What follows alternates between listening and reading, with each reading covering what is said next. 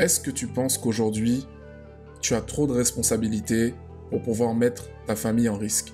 Ou penses-tu qu'il te faut plus d'argent pour pouvoir te lancer dans la création d'entreprise? Ou encore, penses-tu que le marché est trop saturé et que tu ne peux pas lancer ton business parce que tu vas te faire bouffer par la concurrence? Eh bien, si tu penses tout ceci, on va détruire tout ça aujourd'hui dans cette vidéo qui va vous parler de 3 fausses croyances au sujet de l'entrepreneuriat. Salut à tous, bienvenue dans ma nouvelle vidéo avec votre coach en développement professionnel, aguerri et authentique. Aujourd'hui, on va parler de ce sujet. Eh non. Toi qui regardes cette vidéo là, où t'es pas abonné, tu vas t'abonner tout de suite et maintenant.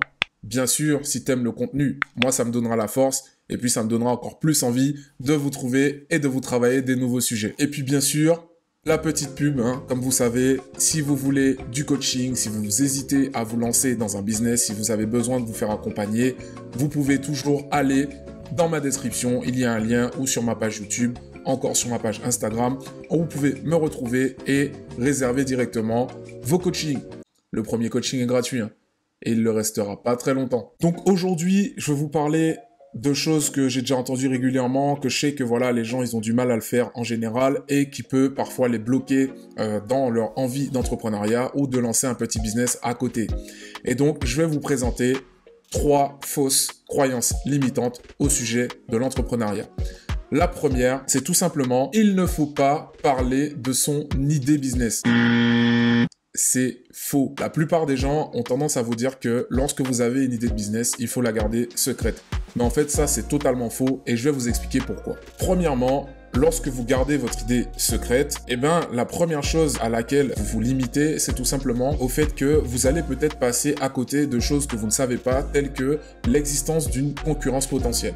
Par exemple, vous croyez que vous avez eu l'idée du siècle, ah oui, je vais inventer les cartons qui se plient tout seuls. Et puis finalement, vous n'allez pas vous renseigner correctement ou vous allez vous renseigner très rapidement sur ce marché. Et puis vous allez voir que finalement, il y a déjà une entreprise qui existe là-dessus. Ou encore pire, il y a déjà une entreprise qui a existé là-dessus où il n'y avait pas de marché et que cette entreprise a tout simplement coulé. Donc en ne parlant pas de votre idée, vous risquez de passer à côté d'informations qui vont vous faire gagner du temps. Par exemple, vous allez aussi découvrir peut-être des opportunités.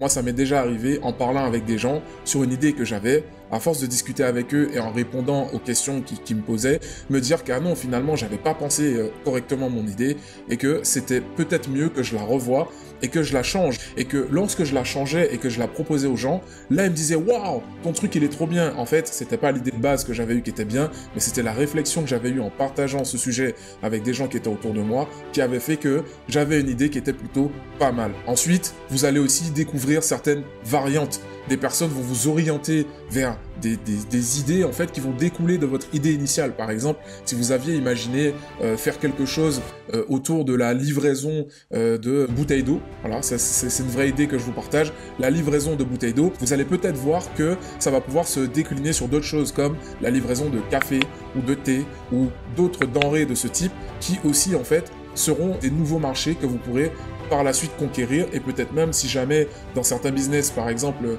si je prends le cas du business de la bouteille d'eau, peut-être que vous allez voir qu'il y a certaines contraintes comme par exemple l'utilisation de plastique ou ce genre de choses qui ne seront pas forcément acceptées au niveau de l'écologie en ce moment, qui feront que peut-être que le café c'est peut-être quelque chose qui vous réussira un peu mieux mais qui restera dans le même type de business. Donc ça voilà, ce sera une variante qui vous donnera de nouvelles opportunités. Et puis la chose la plus importante, c'est que la personne qui peut potentiellement vous voler votre idée, en fait, cette personne, elle n'est pas vous. Et puis, tout simplement pourquoi? Moi, ce que je vous conseille de faire, c'est que lorsque vous allez parler de votre idée à quelqu'un, parlez du quoi, c'est-à-dire expliquer ce que vous allez faire.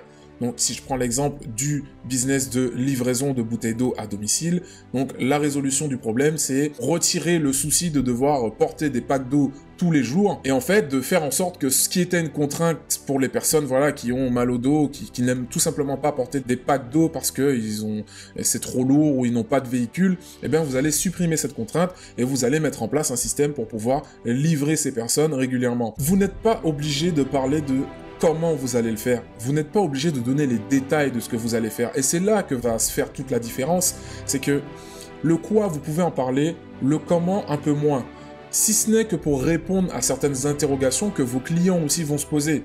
Voilà, comment vous allez faire pour assurer le fait que on ait tout le temps de l'eau au bon moment. Oui, ça, vous pouvez en discuter parce que vous allez voir, ça va lever petit à petit des freins que vous aviez et donc ça va vous permettre d'avancer dans votre idée pour pouvoir l'améliorer. Mais par contre, veillez à bien garder votre stratégie secrète.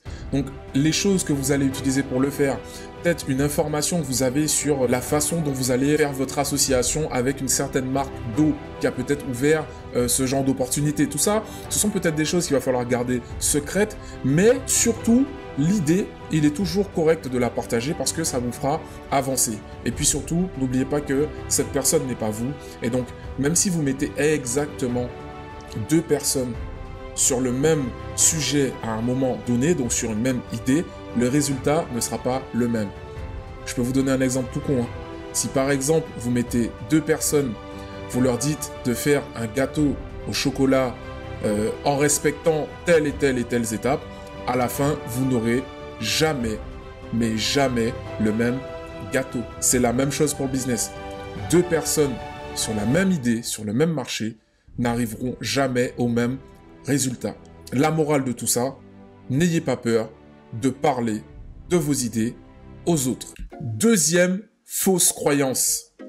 Créer son statut juridique avant de se lancer. Globalement, pour créer un statut juridique en France, ça va vous coûter en moyenne 1 000 €. Ça dépend. Je prends vraiment une moyenne que moi j'ai en tête. Si vous faites appel à un cabinet comptable et que vous devez injecter un petit peu de capital, etc., ça va vous coûter probablement 1 000 €.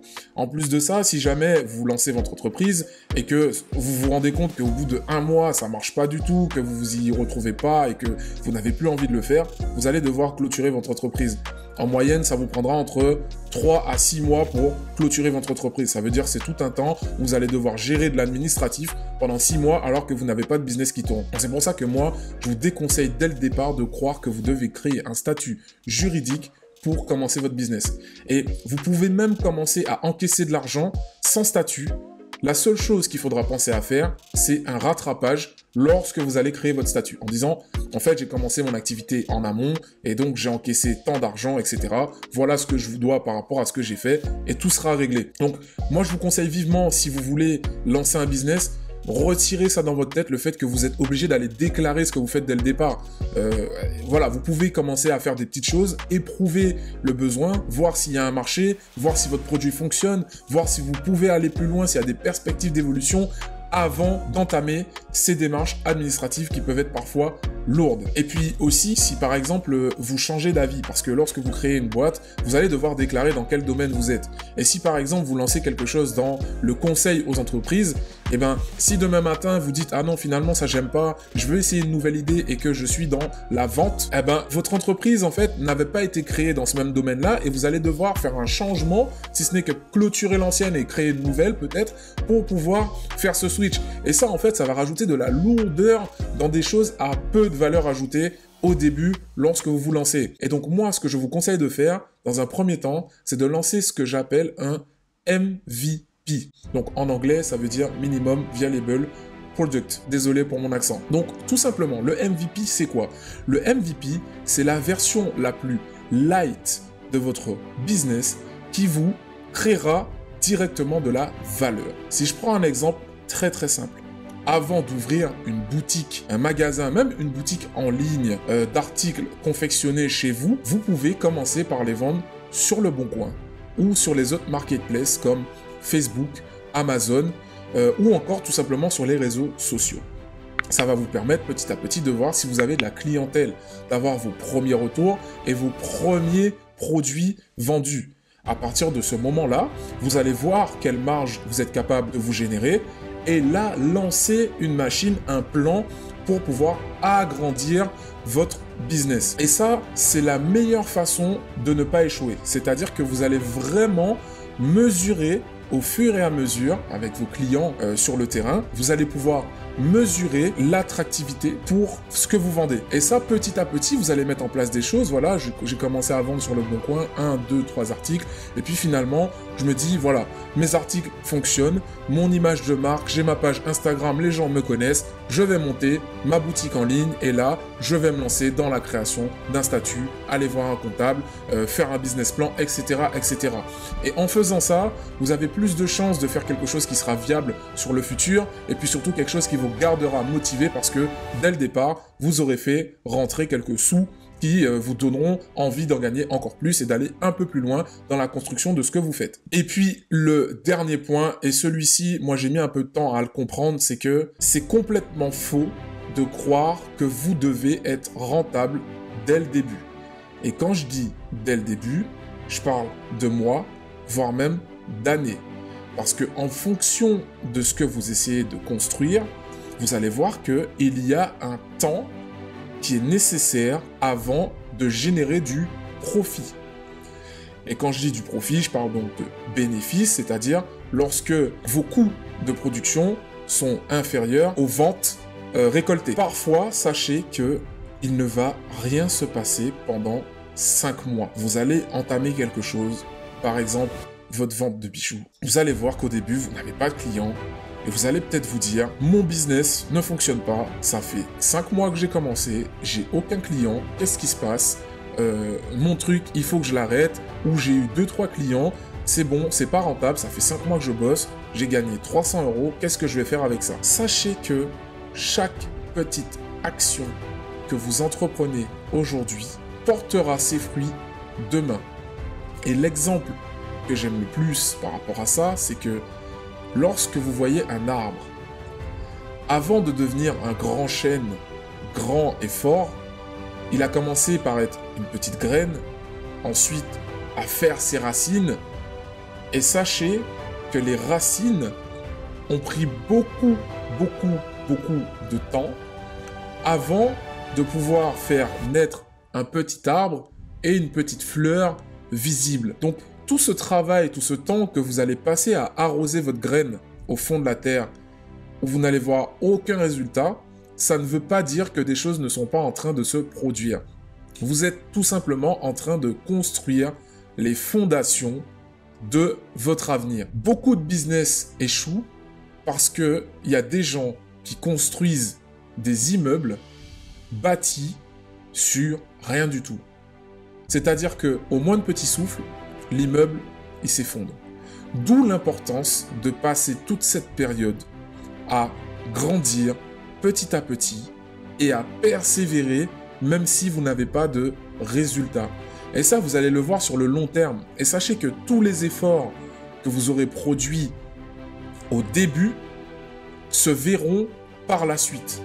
Si je prends un exemple dans ce que je fais moi, même si aujourd'hui je n'ai pas 100 000 abonnés, je dois quand même continuer à faire du contenu de qualité dès le départ, même si la croissance n'est pas comme celle que je voudrais, parce que les fruits se verront plus tard. Parce que lorsque j'aurai 100 000 abonnés, même mes premières vidéos seront qualitatives et puis seront peut-être revisionnées par ces 100 000 abonnés qui seront arrivés 5 ans plus tard. C'est très important ce point parce que vous pouvez être découragé et je vais vous donner aussi une information sur un business que j'avais fait, c'est que lorsque je m'étais lancé dans un business, on va dire mon premier business sérieux, la première année, j'ai perdu 23 000 €. Je peux vous dire que lorsque dans vos calculs, il était prévu à la base que vous seriez rentable à hauteur de 1 000 € par mois dès le début, si la première année, vous enchaînez les merdes, les surprises, voilà, les imprévus à gérer qui font qu'à la fin, vous cumulez un total de 23 000 € de déficit, il y a de quoi vous décourager. Sauf que moi, ce plan, j'y croyais et je me suis dit non, c'est peut-être normal, mes calculs sont toujours vrais, c'est juste que le démarrage n'est pas comme prévu. Et donc, ce sera peut-être plus tard. Donc oui, on peut se dire, mais oui, mais ces 23 000 €, il va quand même falloir les gagner à un moment, parce que si dans mes plans, c'était 1 000 € par mois que j'avais prévu de gagner, déjà, j'ai 23 mois de retard. C'est pas grave, parce qu'un jour, ces 23 mois ils vont passer. Et puis peut-être que ces 1000 € par mois que j'avais prévu de gagner, à un moment, ils vont se transformer en 2000, 3000, 20 000. Et ça fait partie du cheminement. Donc, soyez prêts à vous dire, si vous croyez en votre idée, si vous voyez vraiment qu'il y a un potentiel, continuez, allez jusqu'au bout et ne vous basez pas sur les résultats rapides que vous n'allez pas voir. Moi, je pense même que si vous avez des résultats rapides, vous allez faire ce que j'appelle l'effet Weshden.